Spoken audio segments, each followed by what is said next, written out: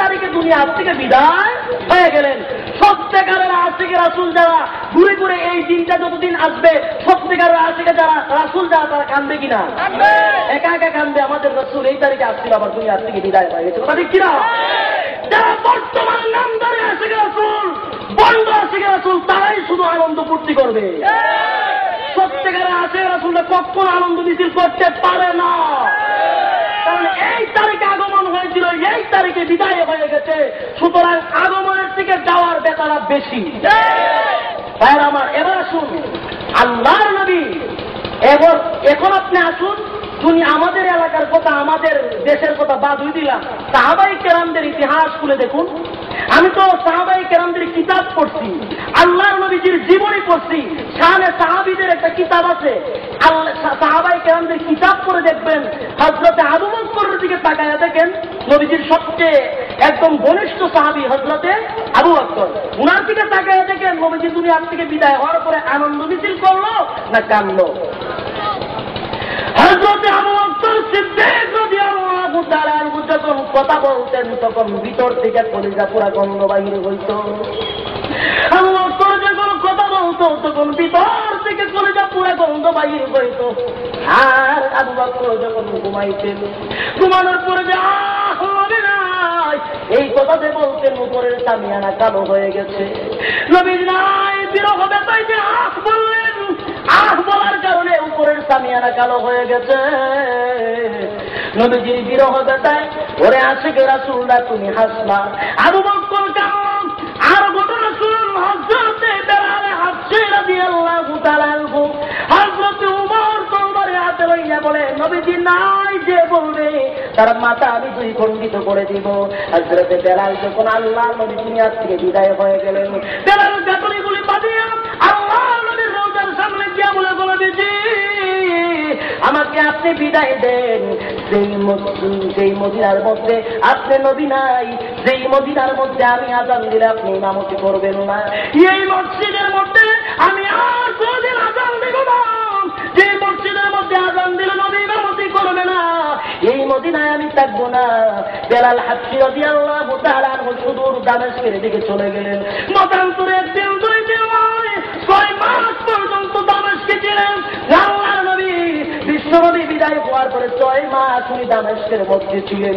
চোখের পানি এমন ভাবে গড়াইয়া পড়তে শুরু করলেন, উনার কান্নায় মদিনার মধ্যে আঘাত করে যায়।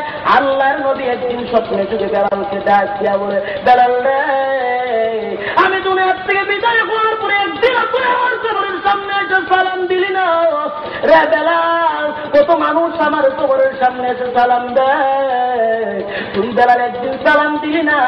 বেলাল স্বপ্নে যুগের মধ্যে হাউমাউ করে চিৎকার শুরু করে দিলেন। দৌড়াইয়া দামেস্ক থেকে আবার মদিনার দিকে রওনা হয়। আল্লাহর নবী দিকে যখন রওনা হয়ে যায়, মদিনার মানুষগুলো তাকায় দেখে বেলাল মদিনার দিকে ঢুকতেছে। মদিনার মানুষগুলি হাউমাউ করে চিৎকার শুরু করে দিল, ওই দেখো আবার বেলাল মদিনার দিকে ঢুকতেছে, মনে হয় আল্লাহর নবীর আগমন হয়েছে।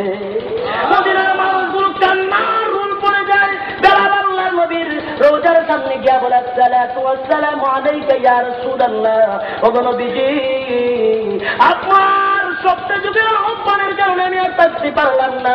ও নবীজি আপনার রওজার সামনে এসে গেলাম। নবীজির খবর জিয়ারত করে আবার সুদূর বেলাল দামেস্কের দিকে রওনা দেয়। বেলাল যখন দামেস্কের দিকে রওনা দেয়, সাহাবায়ে কেরামরা বেলালকে জড়ায় ধরে বলে, বেলাল কতদিন ধরে নবীজি দুনিয়ার থেকে বিদায় হওয়ার পরে তোমার আযান শুনি না।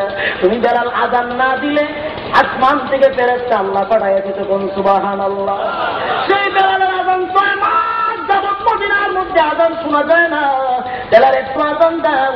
বেলাল ডাক দিয়ে বলে, খোদার কসম, যে আযান দেওয়ার পরে আল্লাহর নবী ইমামতি করবে না, সেই আযান আমি বেলাল দিতে পারি না। হাউমাউ করে বেলাল চিৎকার শুরু করে। বেলাল বলে, আমি যখন আশহাদু আল্লাহ মুহাম্মাদুর রাসূলুল্লাহ বলতাম, নবীজির চেহারার দিকে আমি তাকাইতাম। আজকে যদি আমি আশহাদু আন্না মুহাম্মাদুর রাসূলুল্লাহ পড়ি, নবীজি যদি আমার সামনে না থাকে, আমি বেলাল বরদাস্ত করতে পারবো না। বেলাল হাউমাউ করে চিৎকার দিয়ে চলে যায়। সাহাবায়ে কেরামরা দৌড়াইয়া হাসান আর হুসাইনের কাছে যায়। হাসান, হুসাইন, আমরা কত চেষ্টা করলাম বিলালকে আযান দেওয়ার জন্য, বিলাল আযান দেয় না। তোমরা গিয়ে একটু বলো না, শুধু বেলাল আযান দেয়, আমরা তো আল্লাহর নবীর কথা স্মরণ করে একটু কানবো। এমনি গিয়ে বেলালের দুই হাতে ধরে গিয়ে বলে, বেলাল গো একটু আজান দেন না, নানা বিদায় হওয়ার পরে আপনার আজান শুনি না, একটু আজান দেন, আমরা আমাদের নানার কথা স্মরণ করবো, নানার কথা স্মরণ করে একটু কাঁদবো। এমনি বেলাল হঠাৎ করে একটা কথা স্মরণ হয়ে গেল, এইভাবে দুই হাতে আল্লাহর নবীর হাতের মধ্যে দুই সাহাবী ধরতেন, একজন হলেন হাসাইন আরেকজন হলেন হুসাইন, এরা দুইজন আল্লাহর নবীর দুই হাতে ধরতেন।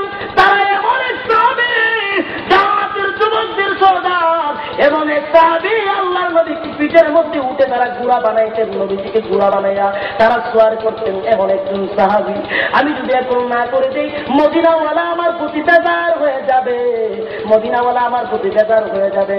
বেলাল লাফ দিয়ে গিয়ে বলেন, আল্লাহু আকবার, আল্লাহু আকবার,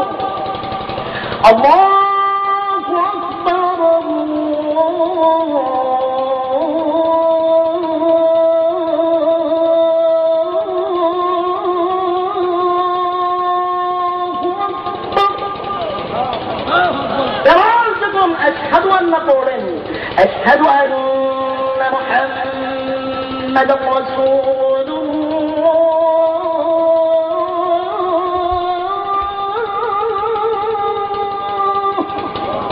الله أشهد أن محمد رسول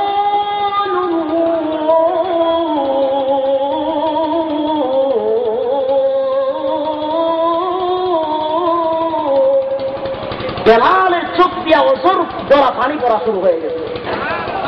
বেলাল চিৎকার মেরে দিয়েছে, নবীজি দুনিয়াতে নাই। তারা আমার লক্ষ্য করে দেখুন, সাহাবায়ে কেরামের ইতিহাস দেখলে বোঝা যায় আল্লাহ নবী দুনিয়ার থেকে বিদায় হওয়ার পরে সাহাবায়ে কেরামরা একজন সাহাবী, নবীজির একবারে ঘনিষ্ঠ একজন সাহাবী, আল্লাহর রাসূলের মেয়ে ফাতেমা, আল্লাহর নবীজির মেয়ে ফাতেমা তো জুহরার দিকে একটু তাকান।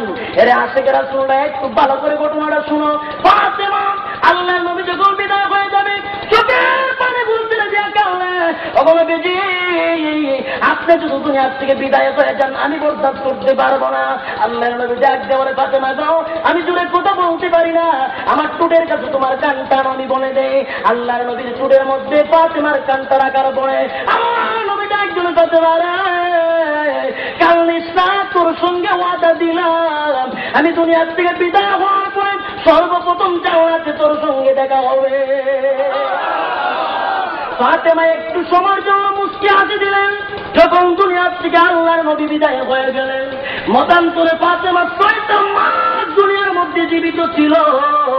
সাহাবায়ে কেরামদের ইতিহাস সাক্ষী দেয়, সাহাবায়ে কেরামদের ইতিহাস সাক্ষী দেয় 6 মাস ফাতেমা দুনিয়ার জিন্দেগিতে বেঁচে ছিল। একদিনও উনি হাসবেন না, একদিনও হাসবেন না, কানলেন, কানতে কানতে উনি চোখ বাঁচাইয়া দিলেন। ফাতেমা তো বিস্তার মধ্যে 6টা মাস সেই তো ছিলেন, অবস্থায় ছিলেন। আমার বাবা নাই, বাবার বিরহ বেতায় উনি বিস্তার থেকে উঠতে পারে না।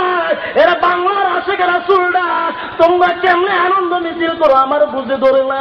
তোমরা কয় নাম্বার আশিকের রাসূল আমার বুঝে ধরে না।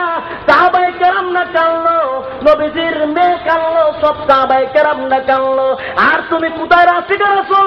তুমি হাসলা, আনন্দ মিছিল করলা, এটা কোন জায়গায় পাইলা? তুমি তো আশিকের রাসূল নয়, আশিকের রাসূল নয়, খোদার কসম তুমি ইহুদি খ্রিস্টানদের দালাল।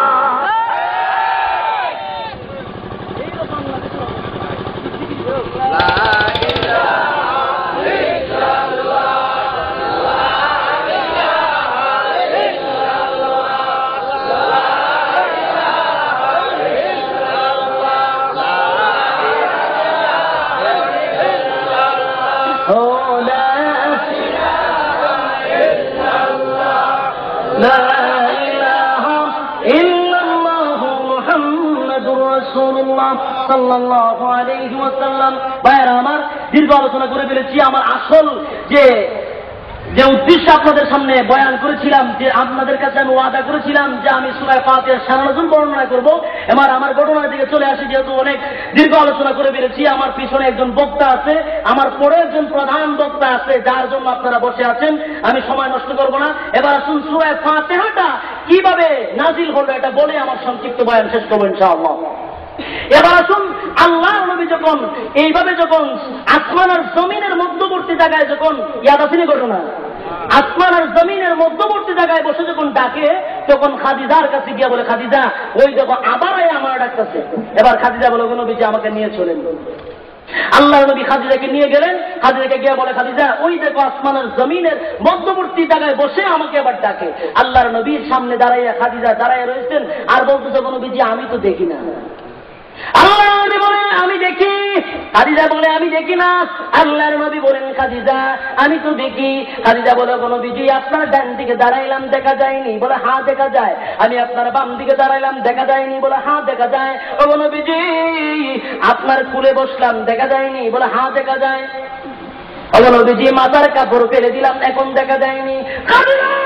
খাদিজা দেখি আর নাই। আল্লাহর নবীকে ডাক দেয়া বলো, নবীজি খোদার কসম আমি বুঝে ফেলেছি এটা